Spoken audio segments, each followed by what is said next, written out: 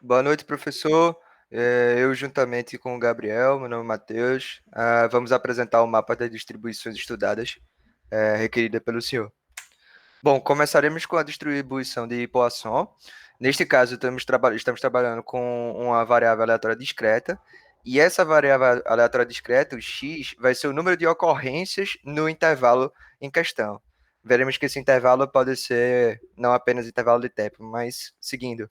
A notação é justamente que x vai ser descrita pela distribuição de Poisson, com o parâmetro lambda. O lambda é justamente a taxa média de ocorrência daquele evento em questão por unidade de medida, esse intervalo que a gente está falando, que pode ser de tempo, comprimento, volume, páginas, por exemplo.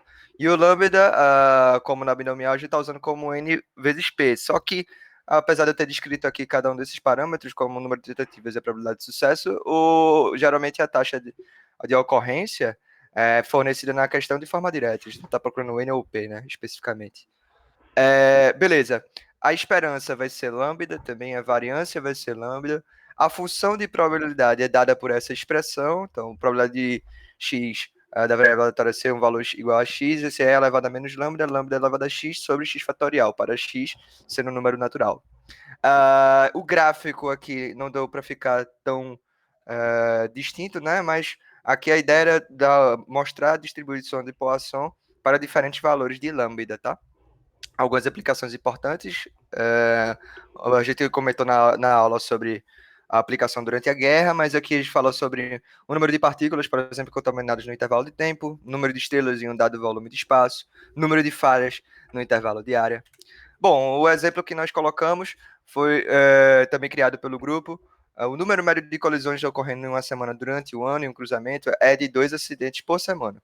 Assumindo os pressupostos da distribuição de Poisson são satisfeitos, qual a probabilidade de que nenhuma colisão ocorra em uma semana particular? Então, o lambda nesse 2, que é a taxa média, vai ser já fornecido na questão, que é a média, então a taxa média de ocorrência do evento, então vai ser 2 acidentes por semana, e o x, que é a variável aleatória, ou seja, vai ser igual a zero para referir a nenhuma ocorrência. Então, jogando na fórmula, a probabilidade de x ser igual a zero, ou seja, nenhuma ocorrência, nenhum acidente, é elevado a menos lambda, no caso menos 2, lambda elevado a zero sobre zero fatorial. Aproximando aqui, deu 0,135335, aproximadamente 13,5%. Bom, aproveitando o gancho da distribuição da Poisson, vamos falar da distribuição exponencial, que agora para uma variável aleatória contínua. Nesse caso, o x é o tempo até a primeira ocorrência do processo de Poisson, por isso que agora a gente vai estar trabalhando com essa variável aleatória contínua, totalmente atrelada ao processo de Poisson. O x, a notação que a gente utiliza é o x sendo descrita pelo exponencial aqui de lambda. Esse esp de lambda é justamente a distribuição do exponencial, e o parâmetro que nós vamos utilizar também é o mesmo lambda do processo de Poisson. A esperança agora vai ser 1 sobre lambda, a variância 1 sobre lambda ao quadrado, e a função densidade está aqui, f de x vai ser lambda elevado a menos lambda elevado a menos lambda x para x maior ou igual a zero, para maior que zero. O gráfico aqui também tentamos selecionar alguns valores para alguns valores distintos de lambda, para a gente conseguir enxergar essa diferença. E algumas aplicações por exemplo, o tempo entre as avarias de um equipamento, o tempo entre as chegadas de aeronaves em um aeroporto específico, o tempo entre as chegadas de táxis em uma interseção movimentada. Um exemplo interessante que nós colocamos é que supõe um tempo de vida médio de um componente eletrônico é igual a 100 horas. Qual a probabilidade de que esse componente fale antes das 50 horas? Então, primeiro que na questão foi fornecida justamente a esperança, né, o tempo de vida médio. Então, se a gente quisesse pegar a taxa, seria 1 sobre 100, né, componentes por hora. Então, a gente encontrou o lambda e a gente quer que a função, né, para esse t variando de 0 a 50. Colocamos de 0 a 50 por causa do tempo, né? O tempo sendo menor, não pode ser menor que zero. Então, a integral aqui daquela função para constante, assumindo o lambda 1 sobre 100, né? E de 0 a 50, obtemos 0,393 ou 39,3%. A uniforme contínua agora é uma distribuição mais simples das variáveis aleatórias contínuas. A x vai ser uma variável aleatória contínua uniformemente distribuída sobre um intervalo AB fechado. A anotação que nós utilizamos é x, esse U subíndice C, que eu não consegui colocar o subíndice, mas é U subíndice C, E os dois parâmetros que nós vamos utilizar é o AB. O A é o menor valor que a variável aleatória vai poder assumir, né? O menor valor do intervalo. E o B vai ser o maior valor que a variável aleatória vai poder assumir. A esperança, nesse caso, vai ser A mais B sobre 2. A variância vai ser B menos A ao quadrado sobre 12. O gráfico, e achamos interessante colocar, é justamente aqui é uma reta, né, paralela ao eixo X para a função densidade, nesse caso, com o valor 1 sobre B no menos A constante, né, que é justamente como a função uniforme é descrita. Beleza? Isso também utilizando o intervalo entre A e B, né? Bom, aqui está um exemplo. Seja X corrente média de um fio de cobre medida em miliamperes. A variável assume valores no intervalo de 0 a 20 mA e tem distribuição uniforme contínua. Qual a probabilidade de a corrente estar entre 5 e 10 miliamperes? Bom, basicamente é a gente fazer essa integral daquela função anterior de densidade. E a integral agora, se é de 5 a 10, vou também colocar o limite inferior 5, superior 10, de f de x dx, vai dar 5 vezes 0,05, que é 0,25 ou 25%. Beleza? E a distribuição normal, também para uma variável aleatória contínua, vai seguir agora uma distribuição normal, quando ela é normalmente distribuída em torno da média. A notação que nós utilizamos é x segue uma distribuição normal, com os parâmetros sendo a média e a variância, tá certo? O gráfico aqui, não sei se dá para ficar bem visual, mas aqui está diversos tipos, diversos valores, formas também da curva normal, para diversos valores de mi e de sigma 2. Tá? A esperança vai ser o mi e a variância vai ser o sigma 2. A função densidade é essa expressão grande, né? Mas, novamente, como a gente tem feito em aula, nós vamos usar a normal padronizada para calcular os valores dessa integral dessa função densidade, não é? Então, a distribuição normal do exemplo é: suponha que o tempo de duração de atendimentos do clientes, e isso aqui vai ser nossa variável aleatória, né? Na fila de um supermercado, seja normalmente distribuído com a média de 8 minutos por atendimento e a variância sendo 4 minutos. Qual a probabilidade de que um atendimento dure menos do que 5 minutos? Então, x vai seguir uma distribuição normal com média 8 e variância 4, e eu quero saber a probabilidade de x ser menor do que 5. Então, inicialmente, vamos transformar essa variável x em uma variável normal padrão, né, o z, e aí, fazendo aquela substituição, que é o x barra menos mi sobre 2, nesse caso, o 2 aí, a gente está trabalhando com o sigma, né? Não com a variância.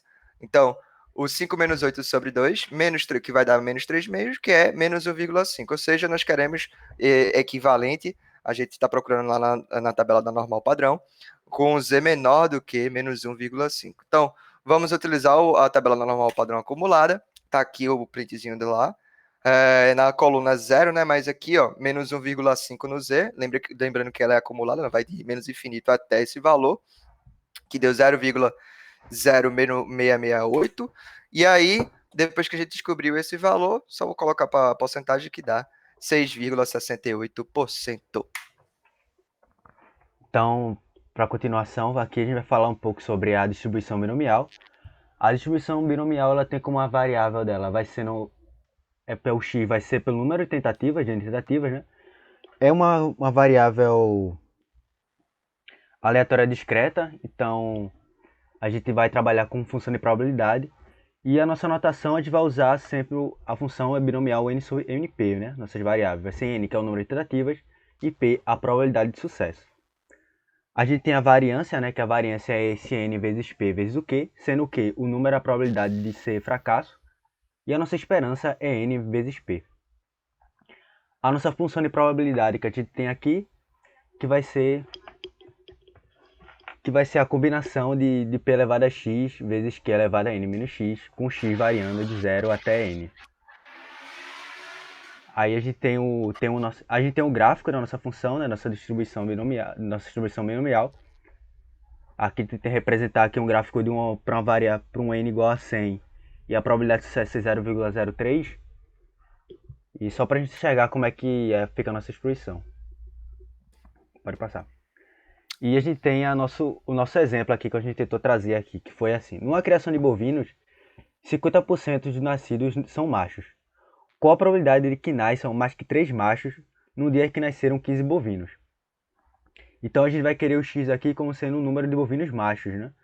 Então a gente vai ter a nossa probabilidade de sucesso, de nascer macho, e tem o número P, que é 3, e o número que nasceram no total, que é N, vai ser 15, né? Então ele vai ter que querer o X ser menor que 3. Com isso a gente fazendo a nossa... Fazer para ser menor ou igual que 3 fica sempre sendo um pouco mais difícil. Então a gente vai pegar sendo a probabilidade como sendo 1 menos a probabilidade com o X sendo igual a 0, a 1, a 2 e a 3. E depois aplicando a nossa fórmula, a nossa distribuição, a gente acabou chegando que para x ser maior que 3, a nossa probabilidade vai ser 0,9824. Continuando falando sobre binomial, a gente vai falar um pouco agora também sobre a binomial negativa. Ela também é uma variável discreta, então da mesma forma, só que agora o nosso x é o número de repetições necessárias para um r-gésimo sucesso. E quando a nossa notação, né, vai ser o Bn de Rp, sendo R, sendo o número de repetições, e P a nossa probabilidade de sucesso. A nossa variância agora vai ter uma certa mudança. A nossa variância vai ser R vezes Q dividido por P ao quadrado. Lembrando que Q ainda é a probabilidade de fracasso.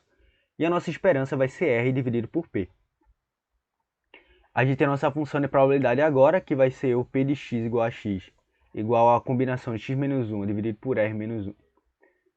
X menos 1 sobre R menos 1 de PR de Q elevado a x menos R, com R sendo variando de R mais 1, R mais 2. E a gente tem nosso gráfico também na nossa distribuição também de binomial negativa. A gente tem um exemplo aqui que a gente disse trazer, que foi a probabilidade de um piloto de Fórmula Truck que tenha tomado uma volta, consiga entrar na volta do líder, é de 0,10. Qual a probabilidade que seja necessário 3 voltas para entrar na volta do líder? Então a gente tem nosso P, que é a nossa probabilidade de sucesso, e tem a nossa probabilidade de fracasso aqui, que vai ser 0,90. A gente tem o nosso X, nosso número de voltas, né, que vai ser 3. E a gente tem o R, que é o nosso grau, que vai ser a primeira volta que ele vai entrar, né, que a gente vai querer. Então com isso a gente vai aplicar a nossa fórmula e acaba chegando que a nossa probabilidade lá vai ser de 0,081. Agora, partindo agora para a distribuição gama, a distribuição gama é uma variável aleatória contínua, então a gente vai ter a função de probabilidade. E o nosso x ele está variando, é a ocorrência de um lambda ao quadrado, a ocorrência do processo de Poisson. Ou seja, a nossa função gama ela utiliza ainda, ela também segue a ideia do processo de Poisson lá. E a nossa notação é a função gama de lambda e beta, sendo lambda o número de ocorrência de um processo de Poisson, e esse beta vai ser a nossa taxa de ocorrência por um certo tempo. A gente tem a variância, que vai ser o alfa dividido pelo beta ao quadrado, e a gente tem a esperança, que vai ser o alfa dividido pelo beta. A gente tem a nossa função densidade aqui, com esse R lambda aqui, né, sendo essa funçãozinha essa integral. Porém, a gente usando as propriedades aqui, que a gente sempre vai utilizar sendo essa funçãozinha quando for um z mais 1, que vai ser um z fatorial. E a gente tem o nosso gráfico aqui, que a gente pode enxergar da nossa função na sua distribuição gama. Então, vamos para um certo exemplo aqui, que é um jogador dedicado de hóquei precisa treinar todo dia para ter mais precisão no acerto do puck no gol. Suponha que esse jogador acerte o gol uma taxa de 10 por dia. Qual a probabilidade de que ele acerte 40 em menos de 4 dias? Então, pela resolução que a gente fez aqui, a gente tem o lambda, né, que é a nossa taxa, que vai ser 10. E a gente tem o nosso alfa, que é 40 dias, que a gente quer o nosso número de vezes que ele acerte. Né? E a gente vai aplicar a nossa função, probabilidade, e a gente vai chegar num gama aqui, um gama 40, que pela nossa propriedade que a gente fez lá, isso aqui vai ser 39 fatorial, né, pelas propriedades. Então a gente aplica a nossa função lá na nossa integral, e a gente acaba chegando que no final a nossa probabilidade vai ser igual a 0,52, aproximadamente 0,5219. E agora a gente tem a probabilidade hipergeométrica. A hipergeométrica é uma função de variável de variável discreta. E a gente tem o x como sendo o número de sucessos da amostra. Na nossa anotação, a gente vai ter que nesse nosso n total é o nosso número da população, o r é o número do subconjunto com os sucessos, que a gente vai pegar um subconjunto que tem sucessos, e a gente vai ter um nzinho, que vão ser os elementos retirados dessa população sem reposição. Aí, para geométrica, a gente não vai ter reposição quando a gente está tirando esses objetos. A gente tem a questão da variância, né? Que a variância vai ser nosso nzinho vezes r dividido por nzão, vezes o 1 menos r dividido por nzão, vezes nzão menos nzinho sobre n menos 1 aí. A gente tem a nossa esperança, que vai ser o nzinho vezes o r dividido pelo nzão. E a nossa função de probabilidade aqui, que vai ser a divisão da combinação de rx, dividido vezes a n menos r sobre n menos x, dividido pela combinação de n a n, né? Nzão n a n. E a gente tem nossa variação do tamanho do nosso espaço aqui.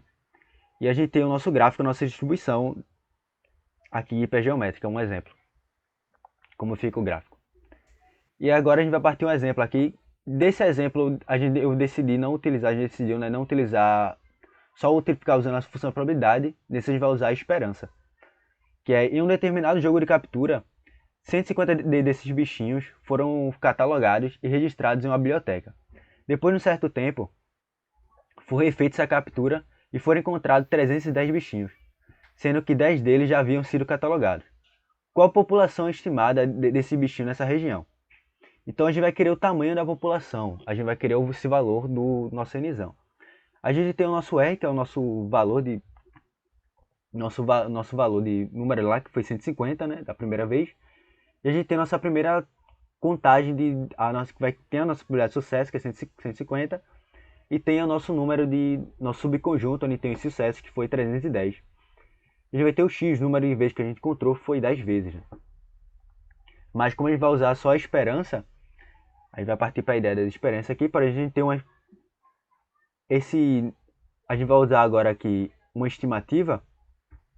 Então essa estimativa nada mais vai ser os nossos valores que a gente tinha tomado anteriormente aqui. Esse nosso nzão aqui que a gente vai querer encontrar vai ser igual a n estimativa, vai ser igual a n vezes o r dividido pela esperança estimativa. A esperança estimativa a gente vai tomar vai ser o próprio x. Então a gente fazendo essa substituição, a gente acaba que nossa população estimativa mesmo vai ser de 4.650. É isso, professor. Muito obrigado aí e até a próxima. Obrigado, professor. Agora eu paro a gravação aqui.